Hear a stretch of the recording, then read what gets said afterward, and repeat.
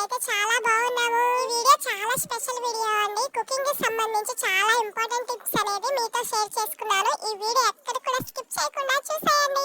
Night దోసల పిండి రుబ్బి పెట్టుకున్నానండి. ఎర్లీ మార్నింగ్ కి పిండి అనేది ఈ విధంగా పొంగింది. ఎందుకంటే దోసల పిండి ఇంత బాగా పొంగుతుంది అని అనుకోలేదు. చూసేసరికి ఇలా పడిపోయి పొంగిపోయింది. ఈ విధంగా పొంగేందుకు నేను దోసల పిండి ఎలా నానబెట్టుకుంటానో మీకు వీడియో కావాలంటే నా కామెంట్ లో కామెంట్ చేయండి. ఇంకా ఈ రోజు కూర వండటానికి కూరగాయలు ఏమీ లేవండి. ఇంకా పిల్లలకి లంచ్ బాక్స్ కట్టాలి కదా, అందుకే ఇంకా ఇంట్లో పప్పు ఉంటే ఆప్షనల్ గా టమాటాలు ఉన్నాయి. టమాటా పప్పు వండేసాను. పప్పు వండుకునేటప్పుడు ఏమాత్రం అసలు బయటికి రాకుండా ఇంకా కుక్కర్ మూతకు కూడా తడి అంటకుండా ఏ విధంగా వండుకోవాలో ఈ వీడియోలో చూపించేశాను. ఈ వీడియో ఎక్కడ కూడా స్కిప్ చేయకుండా చూసేయండి. దోసలకు వేసుకునేటప్పుడు మనం ఒక వంతు మినపప్పు వేసుకుంటే 3 వంతుల బియ్యంతో నా పిండి అనేది ఏ విధంగా పొంగిందో కొన్ని టిప్స్ తో చెప్తాను. వీడియో కావాలన్నోళ్ళు నాకు కామెంట్ బాక్స్ లో కామెంట్ చేయండి. ఈ పప్పు అనేది నేను ఊరు నుంచి తెచ్చుకున్నటువంటి నాటు కందిపప్పు. దీన్ని కొంచెం నానబెట్టుకోవడం వల్ల దీంట్లో ఏమైనా పొట్టు ఉంటే పోతుంది, ఇంకా తొందరగా ఉడుకుతుంది కూడా. పప్పులో నీళ్ళు పోసి కొంచెం సేపు పక్కన పెట్టుకున్నాను. బియ్యం కడిగే లోపల పప్పు అనేది కొంచెం నానిపోతుంది. ఇంకా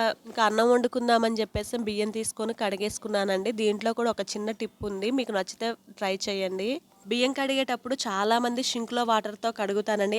నేను కూడా అలానే కడుగుతాను. ఒక 2-3 సార్లు ఆ షింక్ లో వాటర్ తో కడిగిన తర్వాత ఇంకొకసారి వాటర్ వేసేటప్పుడు నేనైతే ఒక బిందులో వాటర్ అయితే పట్టుకుంటానండి. కూరలు వండడానికైనా కానీ బియ్యం వెసర్లకైనా కానీ ఒక బిందుతో పట్టుకుంటాను. ఒక 3 సార్లు షింక్ లో వాటర్ పెట్టి ఈ బియ్యాన్ని కడిగిన తర్వాత ఇంకొకసారి బిందులో పట్టుకున్నటువంటి నీళ్లతో కడిగేసుకుంటాను. ఇంకా తర్వాత బియ్యానికి ఎసరు పెట్టుకుంటారండి. నేనైతే గంజి అయితే వార్చను, అట్టెసరే చేతులతో పెట్టేసుకుంటాను. పక్క అయితే బియ్యం కడిగి పెట్టాను. ఇంకొక పక్క అయితే పిల్లలకి టిఫిన్ వేద్దామని దోసల పిండి తీసుకున్నాను. నైట్ ఈ దోసల పిండిలో ఉప్పు వేసి కలిపి పెట్టుకున్నానండి. దోసలు వేసేటప్పుడు ఒక 2-3 సార్లకి దోసల పిండి వచ్చేలాగా అయితే నేను పిండి కలుపుకుంటాను. చాలా మందికి తెలుసండి నేను హెల్త్ పరంగా చాలా ఇంపార్టెన్స్ ఎక్కువ ఇస్తానని. నేను ఇంట్లో పిల్లల వరకు ఎలాంటి టిఫిన్ వేసినా కానీ ఎక్కువ నెయ్యి వేసే వాళ్ళకి టిఫిన్ చేస్తాను. ఎందుకంటే పిల్లలకి నెయ్యి అనేది ఆరోగ్యం అని. ఈ దోసల పెనం మీద నేనైతే చపాతీలు చేశానండి. ఫస్ట్ దోశ అనేది సరిగ్గా పర్ఫెక్ట్ గా రాలేదు.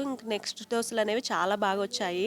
స్కూల్ కి వెళ్లే పిల్లల మదర్లకి అయితే నేను ఇప్పుడు చెప్పబోయే టిప్ అనేది చాలా బాగా ఉపయోగపడుతుంది. ఏంటంటే కొత్త రుబ్బెళ్ళు తీసుకున్న తర్వాత ఈ రుబ్బెళ్ళు అనేవి అంచులు విడిపోతూ ఉంటాయి, పీచులుగా వస్తా ఉంటాయి వాడుతున్న కొద్దీ. అలా కాకుండా ఉండాలండి. ఈ టిప్ ఫాలో అయిపోండి. ఇప్పుడు స్కూల్స్ టైం కదండి, అందరూ పిల్లల కోసం అయితే కొత్త రుబ్బెళ్ళు అయితే తీసుకుంటారు. ఈ టిప్ అయితే అందరికి బాగా ఉపయోగపడుతుంది. అగరబత్తు కానీ లేదా ధూపు కడ్డీ కానీ కాల్చుకొని ఇలా అంచులను అయితే ఇలా కొంచెం వేడి చేసుకోవడం వల్ల అవైతే ముడుచుకుపోతూ ఉంటాయి.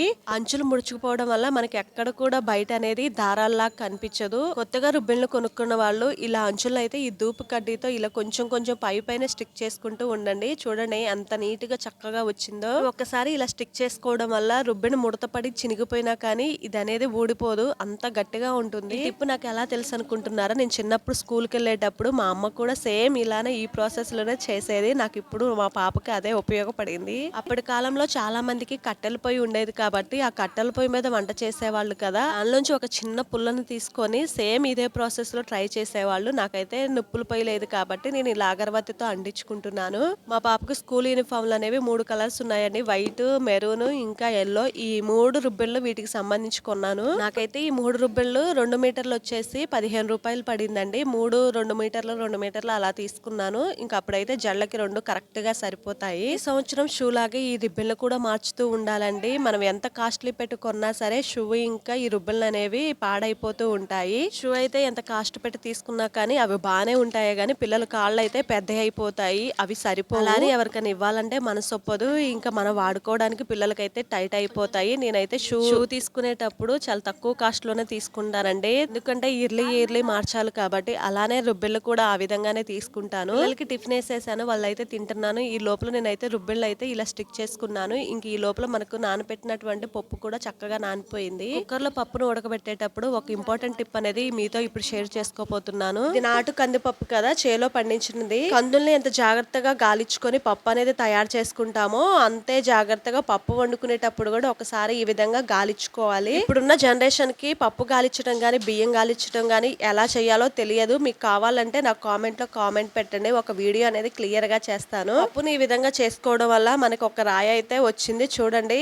ఇగో క్లియర్ గా చూపిస్తాను. నార్మల్ గా పప్పులో ఈ రాళ్ళు అనేవి కనిపించదు. ఈ విధంగా గాలించుకోవడం వల్ల రాళ్ళు కానీ మట్టి కానీ ఏమైనా ఉంటే ఇలా లాస్ట్ కి అడుక్కు చేరుతాయి. ఇప్పుడు మనం గాలిచ్చినటువంటి పప్పు కూడా చాలా క్లీన్ గా ఉంది. అయినా కానీ రాయి ఎక్కడో ఒక చాటు ఉంటుందని డౌట్ తోనే ఇప్పుడనే కాదండి ఈ పప్పు నేను ఎప్పుడు వండినా సరే గాలించుకునే వండుతాను. దీంట్లో కూడా ఒక తెల్లటి రాయి అనేది చిన్నటి రాయి వచ్చింది. రుబ్బేటప్పుడైనా గానీ మనకు తెలుస్తూ ఉంటుంది. ఈ పప్పును కూడా నేను సేమ్ షింక్ లో నీళ్ళు 2-3 సార్లు కడిగేసిన తర్వాత బిందెలో వాటర్ పెట్టి ఒకసారి అయితే కడిగేసుకుని ఎసర పోసుకుంటాను. ఆ పిల్లలకి పప్పుతో టమాటా పప్పు చేస్తే చాలా ఇష్టం అండి. దీంతో పాటు ఇంకా ముద్దపప్పు కూడా చాలా ఇష్టం. ఇంకా ఇంట్లో ఎప్పుడైనా ఆకుకూరలు ఉన్నప్పుడు నేను ఒక్కొక్కసారి ఆకుకూర పప్పు చేస్తాను. ఇప్పుడున్న కాలంలో మార్కెట్ లో కూరగాయలు అనేవి చాలా ఎక్కువ రేట్లో ఉన్నాయండి. నేను అందుకే 2-3 రోజులకు ఒకసారి ఇలా పప్పు వండటం అలవాటు చేశాను. ఇప్పుడున్న పరిస్థితులను బట్టి మిడిల్ క్లాస్ ఫ్యామిలీస్ అనేది ఈ విధంగానే అడ్జస్ట్ అవుతూ ఉండాలండి. పిల్లలకు కూడా సేమ్ అలానే నేర్పించండి, అలవాటు పడతారు. ఇంకా ఈ టమాటాలు కట్ చేసుకున్న తర్వాత దీంట్లోకి ఒక 3 పచ్చిమిర్చి కొంచెం చింతపండు వేసుకున్నాను. ఈ వీడియో ఎంతమంది చూస్తున్నారో లైక్ చేయండి. కొత్త వాళ్ళు అయితే సబ్స్క్రైబ్ కూడా చేసుకోండి. ఈ నెలలో మాకు ఖర్చు అయితే చాలా ఎక్కువగా అయిపోయిందండి. పిల్లలకి లాస్ట్ ఇయర్ ఫీజు డ్యూ ఉంది, అది క్లియర్ చేసాము. నెక్స్ట్ బుక్స్ కొన్నాము. లాస్ట్ ఇయర్ షూ అయితే వాళ్ళకైతే పాడైపోతే కొత్త షూ అయితే కొన్నాము. యూనిఫామ్లు కూడా కొనేసి టైలరింగ్ షాప్ దగ్గర ఉన్నాయి. ఈ నెలలో చాలా మందికి ఎక్కువ ఖర్చు అయ్యే ఉంటుంది. ఎందుకంటే పిల్లలు స్కూల్ ఓపెన్ చేసే నెల కదా ఇది. నాకైతే చాలా ఎక్కువగానే అనిపించిందండి ఖర్చు అనేది. ఎందుకంటే లాస్ట్ ఇయర్ ఫీజు అయితే కొంచెం డ్యూ ఉంది, అది క్లియర్ చేసేసరికి ఇంకా కొత్త ఫీజు బుక్స్ అవన్నీ చాలా ఎక్కువే అనిపించింది. పప్పు వండుకునేటప్పుడు ఏ పప్పు అయినా సరే దీంట్లోకి ఉడకపెట్టేటప్పుడు ఒక 1/2 స్పూన్ వరకు జీలకర్ర వేసుకుంటాను. ఇది వేసుకోవడం వల్ల పప్పు అనేది ఉడికేటప్పుడు మంచి ఫ్లేవర్ వస్తుంది, టేస్ట్ కూడా చాలా బాగుంటుంది. పప్పు వండుకునేటప్పుడు చాలా మందికి పప్పు అనేది పొంగిపోయిద్దండి. చాలా మంది ఈ ప్రాబ్లం అనేది ఫేస్ చేసి ఉంటారు.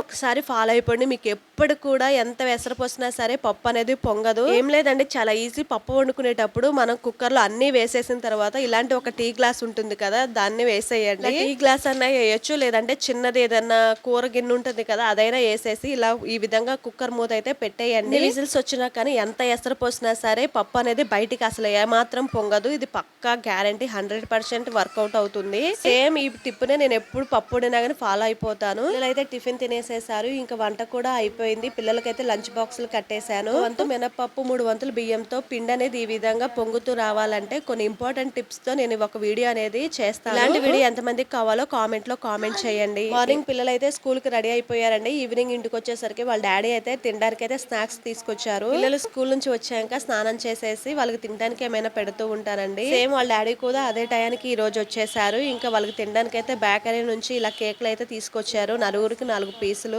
పిల్లలు ఇవి తినేసేసి పాలిచ్చాను, పాలు తాగారు. ఈ కేక్ వచ్చేసి హనీ కేక్ అండి, చాలా బాగుంటుంది, చాలా టేస్ట్ గా చాలా మెత్తగా ఉంటాయి. ఈ కేక్ అంటే నాకు చాలా ఇష్టం. వీడియో నచ్చితే తప్పకుండా సబ్స్క్రైబ్ చేసుకొని లైక్ చేయండి.